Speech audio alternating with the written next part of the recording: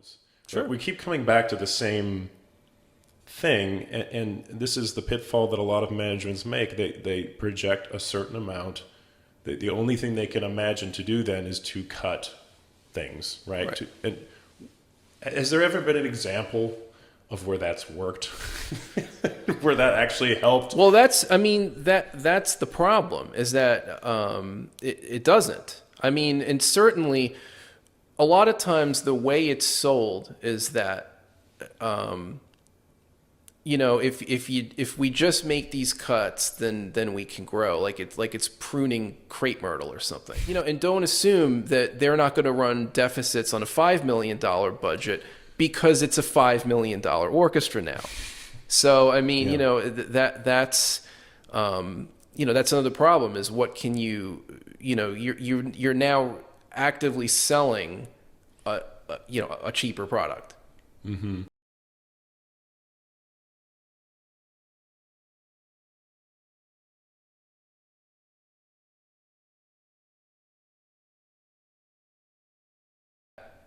The fact of the matter is like $35,000 or $36,000 is not a lot of money. I mean, I remember early in my career, my first gig was in '99, and I remember that the idea was like, we want to keep our salaries, like first year teacher. Like that was sort of the benchmark. It's like, you don't want to make musicians to make less than like a first year teacher, and that's completely blown out of the water here. Because I mean, in San Antonio, I believe the average starting salary is what, like 55 or something. It's somewhere in that neighborhood.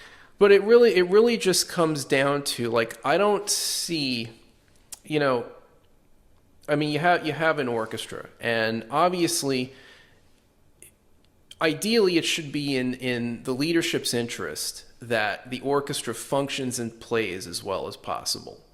And obviously, the more time they can devote to working on their orchestra music as opposed to practicing music for a gig or teaching 1,000 students or whatever.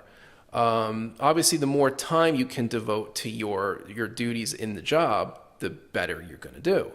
And it should be in the board's interest to nurture that, as opposed to force people into throwing more irons in the fire and not being able to devote as much time and energy in the job.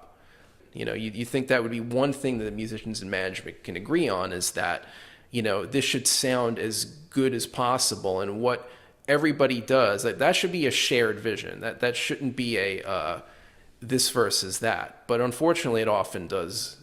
It turns into that by sort of a passive, in a more passive way. It's like, well, what if we cut this and what if we do that, which will impinge on those things, but it's never, management never says like, we want the orchestra to sound worse. They don't want that, but they're willing to do things that will result in that.